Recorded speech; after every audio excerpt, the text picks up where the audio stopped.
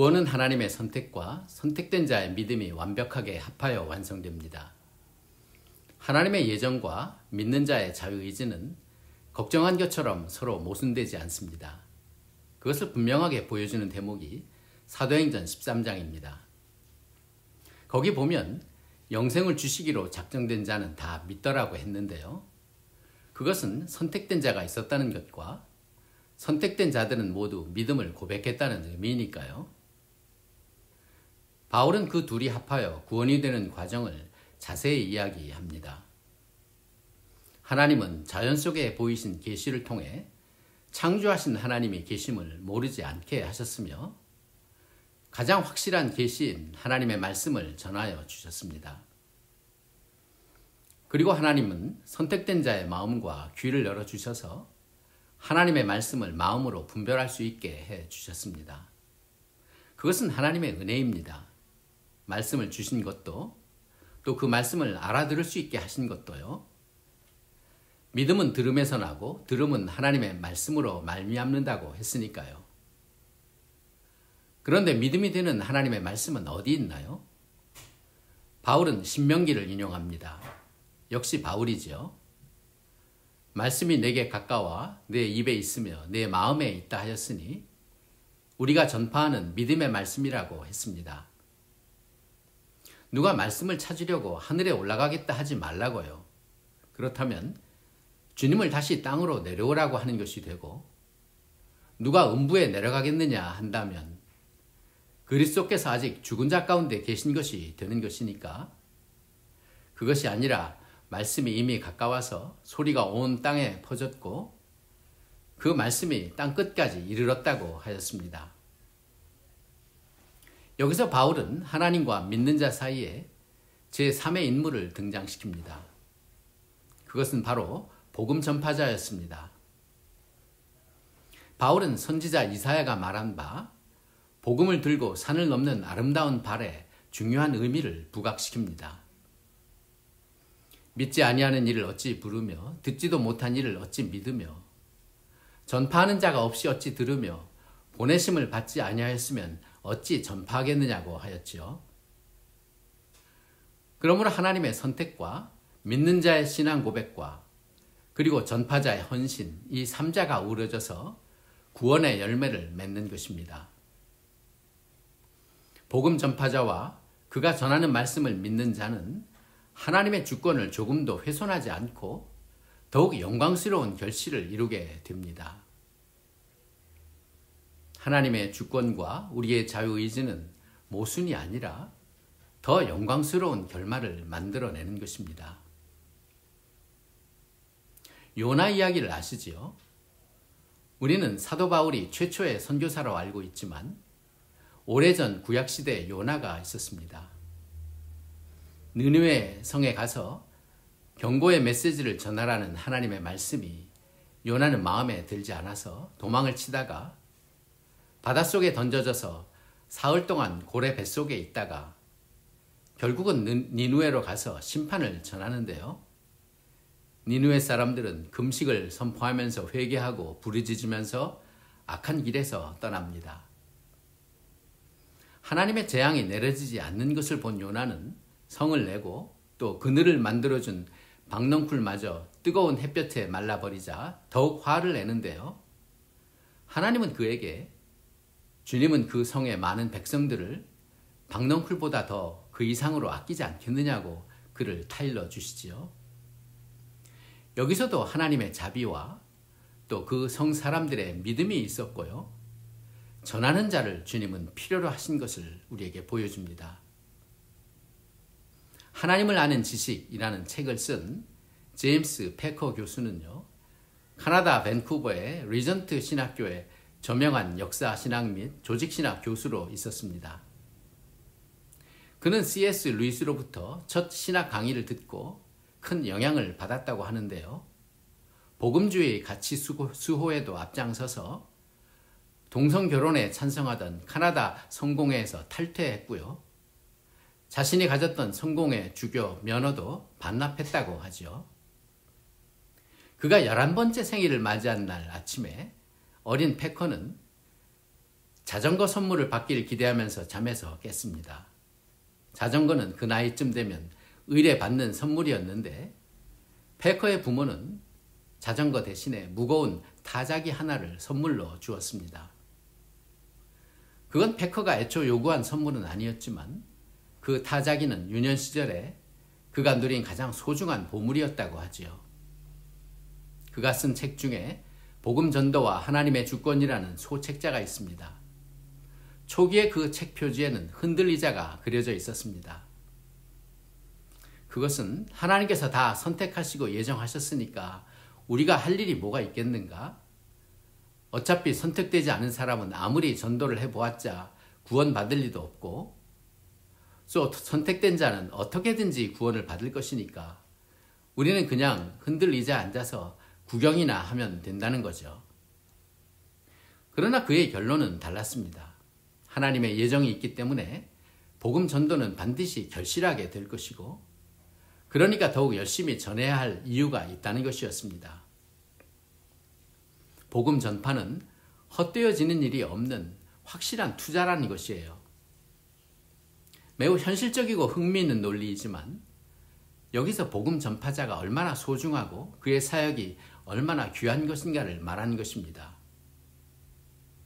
하나님의 절대적인 주권이 사람의 믿음과 헌신으로 손상되지 않는 것처럼 그들의 자유로운 믿음과 헌신도 하나님의 영광을 드러내서 빛을 발하게 하는 것입니다. 그렇다면 말씀을 전하는 목회자들이나 선교사들의 사역이 얼마나 귀하고 또 모든 믿는 자가 복음 전파하는 일이 얼마나 소중한지 우리의 발이 모두 복음을 택배하는 그런 아름다운 발이 되어야 하겠습니다. 이렇게 개인이 구원받는 과정을 전한 바울은 이제 그가 신비, 미스테리라고 불렀던 온 인류를 구원하시는 하나님의 원대하신 계획과 그 과정을 설명하게 됩니다. 그것은 이스라엘의 실패로부터 시작됩니다. 이스라엘이 하나님의 복음을 받아들이지 않고 거부하자 자연스럽게 복음 전파자들은 이방인들에게로 향하고 이방인들은 하나님의 은혜를 입어서 마음으로 복음을 받아들인 것입니다. 바울은 그의 선교 사역 중에 그것을 늘 경험하였습니다. 그로 인해서 바울은 슬프고 또 착잡한 심정도 숨길 수 없었지만 그것이 결국 이방인들과 온 인류를 구원하시는 하나님의 원대한 계획임을 깨닫고 감격하게 됩니다. 바울은 은혜도 많이 받지만 감격도 참 잘하지요. 하나님의 부르심에는 후회함이 없다고 선언한 바울은 이후에 담대하게 이방의 사도가 되어서 주의 말씀을 전파합니다. 바울이 알고 있었는지는 모르겠지만 바울의 그 경험은 지금까지도 계속되고 있습니다. 주님께서 친히 천국 복음이 모든 민족에게 증언되기 위하여 온 세상에 전파되면 그제야 끝이 오리라고 하신 것처럼 교회는 복음 전파자의 사명을 그 존재 이유로 해서 2000년이 넘는 교회 시대가 계속되게 된 것입니다. 사도행전 2장 오순절 날의 기적으로 태동한 교회는 요한계시록 4장 휴거의 기적으로 그 사명을 다하게 되는데요. 정작 휴거가 일어나면 세상은 충격 속에 파묻히게 될 것입니다. 그때 적그리스도는 어떻게 해서든지 속임수를 써서 상황을 무마하려고 하겠지만 그동안 믿지 않던 가족들과 또 교회를 비방하던 자들 그리고 누구보다도 유대인들은 말할 수 없는 충격을 받게 될 것입니다. 그러나 유대인들은 결국 바울이 말한 것처럼 시기심으로 주께로 돌아오게 될 것입니다. 그 시기심은 본래 구원이 유대인의 것이었는데 그것을 이방인들에게 빼앗긴 것으로 여길 것이기 때문입니다. 그때가 되면 계시록에서 말한 바 두 감람나무, 두 촛대라고 부르는 두 증인이 교회가 감당했던 복음 전파자의 사명을 넘겨받게 될 것이고요. 이스라엘은 다시 오시는 메시아를 영접하고 구원의 길을 찾게 될 것입니다. 이스라엘은 버려지고 사라진 것이 아니라 역사의 중심으로 다시 등장하게 될 것입니다. 그러나 교회는 이스라엘을 무시해버리고 스스로를 새 이스라엘이라고 부르는 오류를 범하기도 했습니다. 그것은 전혀 성경적이지도 않은 오만한 생각입니다. 유대인들이 가졌던 우월감, 선민의식을 이제는 로마의 국교가 된 교회가 거꾸로 가지고 유대인들을 핍박하게 되면서 수많은 유대인들의 희생을 초래하기도 했습니다. 바울이 그것을 예견했는지 나무에 접붙이는 예를 들어서 그러한 오만을 경고하고 나섰습니다. 그는 나무의 원가지인 이스라엘이 실패했다면 접붙여진 가지는 얼마나 더 그럴 수 있겠느냐고 하면서 이방인들도 이스라엘의 실패를 겪지 않도록 경계한 것을 우리는 간과해서는 안 됩니다. 그렇다면 우리가 받은 구원도 취소될 수 있을까요? 그런 일이 거의 일어나지 않는다면 그것은 오래 참으시는 하나님의 기다리심 때문입니다. 탕자가 돌아올 수 있었던 것은 기다려주는 아버지가 있었기 때문인 것처럼요. 그래서 한 번 구원은 영원한 구원이라는 이야기도 하기도 하지만 배도하는 일과 변질은 없는 일이 아닙니다. 적어도 타락과 세상으로의 회귀는 교회와 지도자들 가운데 언제나 있어 왔습니다. 우리는 두려워서가 아니라 경외함으로 교만과 탐욕을 경계하여야 할 것입니다. 모든 것을 당연히 여기지 말고 기도에 힘써야 할 것입니다. 만물의 마지막이 가까웠으니 정신을 차리고 근신하라는 말이 그것입니다. 악은 어떤 모양이라도 버리고 죄는 철저히 회개해야 합니다. 인생이 하나님을 두려워하는 일을 그토록 쉽게 잊어버릴 수 있다는 것이 믿어지십니까? 바울은 이스라엘이 믿음을 갖지 못한 실패가 온 인류를 구원하시는 하나님의 원대하신 계획 속에 있음을 알았습니다. 그리고 구원받는 이방인의 수가 차게 되면 선지자들이 예언했던 대로 회복의 약속이 이루어지게 될 것도 확인하였습니다.